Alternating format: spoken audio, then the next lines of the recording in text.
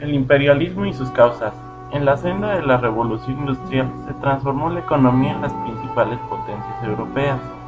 Las innovaciones técnicas, las nuevas formas de organización del trabajo y el crecimiento de la banca pertenecieron a un espectacular aumento de la producción y del comercio y una mejora de los transportes, aprovechando la superioridad técnica y financiera, pero también militar.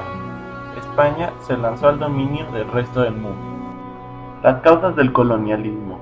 Desde el punto de vista económico, los países de Europa necesitaban, por una parte, vender el excedente de su producción, es decir, buscaban nuevos mercados. Por otra parte, debían comprar materias primas del mejor precio posible.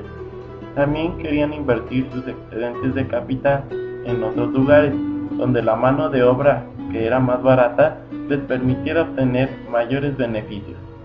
Desde un punto de vista demográfico, el crecimiento europeo en el siglo XIX dio lugar a un exceso de población, lo cual provocó dificultades para encontrar trabajo y tensiones sociales. La política colonial significaba la posibilidad para millones de europeos de emigrar hacia otras tierras y mejorar sus condiciones de vida y de trabajo. Desde un punto de vista político, las fronteras de Europa se habían estabilizado a finales del siglo XIX y la expansión territorial debía hacerse sobre regiones extraeuropeas.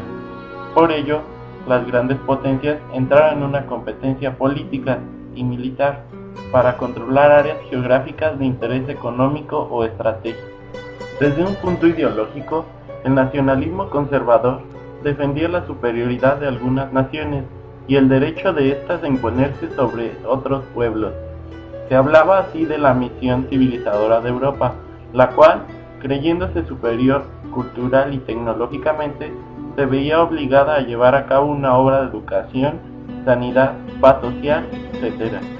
Todo ello, sin embargo, desembocaba en el racismo, al considerar al hombre blanco superior a otras etnias y al defender que su inteligencia y laboriosidad le legitimaban para imponerse sobre el resto de la humanidad. Conquista, organización y explotación de las colonias.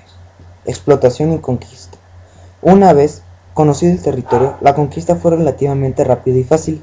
La superioridad militar y la técnica europea era tan grande que la resistencia indígena resultó bastante débil. Los europeos utilizaron las rivalidades íntimas entre las tribus y estados para enfrentarlas entre sí, y también para reclutar tropas a su servicio. La organización colonial. La conquista era organizada para ser controlada y administrada por la metrópoli. Podemos distinguir entre líneas generales tres clases de colonias. Colonias de explotación. Eran colonias propiamente dichas en las que la metrópoli se decidió especialmente a la explotación económica. No tenía gobierno propio y los europeos ejercían en ellas una verdadera política de ocupación. Un gobernador, mandos militares y numerosos funcionarios mantenían la administración y el orden. El resto, pequeños funcionarios y soldados, solían ser indígenas. Colonias de poblamiento. Eran colonias que por sus condiciones climáticas, el espacio número de indígenas o sus especialidades riquezas recibían población blanca y migraba para establecerse de forma permanente. Estas colonias de poblamiento tenían una dependencia especial con la metrópoli, que las reconocía cierta autonomía en el gobierno interior. Dentro del Imperio Británico recibieron el nombre de dominios territorios que tras la ocupación europea mantenían una organización estatal del gobierno indígena y un estado administrativo propio. 3. El reparto del mundo, el reparto de África. El choque de intereses entre potencias rivales impulsó la convocatoria de la Conferencia de Berlín en 1885, donde se decidieron las normas y las zonas que ocuparía cada uno. De modo, se llevó a cabo un verdadero reparto de África entre las potencias imperialistas.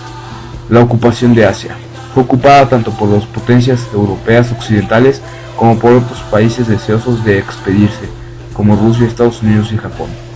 Los británicos desde la India, su principal colonia, se anexionaron Birmania y se enfrentaron con Rusia por el control de Afganistán. Más tarde, Desde el puerto de Singapur ocuparon Malasia. Francia se centró en Indochina, Vietnam, Laos, Camboya, etc. El Imperio Británico. A finales del siglo XIX, Gran Bretaña poseía el mayor imperio colonial del mundo, de la India a África. Su objetivo era el control de las rutas comerciales marítimas. Así, se aseguró bases en el Atlántico, el Índico, el Pacífico y el Mediterráneo. La principal colonia de explotación de Gran Bretaña fue la India, la joya de la corona, el Imperio francés y otros imperios. El segundo imperio colonial era el de Francia, que se instaló en diversas partes, pero especialmente en África del Norte y en sudeste asiático. Su competencia como el Imperio Británico fue enorme, sobre todo en África. También se poseía importantes territorios coloniales, países como Rusia, Holanda, Portugal y en menos medida Alemania, Italia, Bélgica y España. Estados Unidos y Japón. Estados Unidos la llevó a cabo en dos direcciones, hacia el Pacífico, hacia el Caribe. Japón intervino para detener el avance ruso en la provincia china de Manchuria y ocupó las islas Kurles, Corea y Formosa.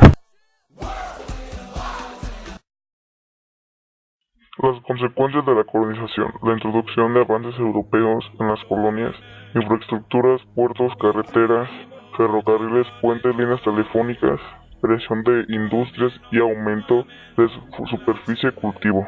Avances higiénicos y sanitarios, vacunas, hospitales que redujeron las epidemias. Reducción, mortalidad y aumento de la población, ruptura del equilibrio de la población, recursos, creación de escuelas, aculturación, imponer cultura metropolitana sobre cultura indígena, misiones evangelistas, tierras infieles. Las transformaciones económicas se potenciaron las grandes plantaciones de productos que beneficiaron a la metrópoli. Se impulsó la economía monetaria y de mercado desconocida hasta entonces. Los cambios sociales y culturales, la estructura social también cambió como resultado de los nuevos modelos coloniales. Los intentos rítmicos de trabajo, la vida urbana, los nuevos valores aportados por la cultura, la región de los colonizadores trastocan las formas de vida trivial y las jerarquías sociales tradicionales.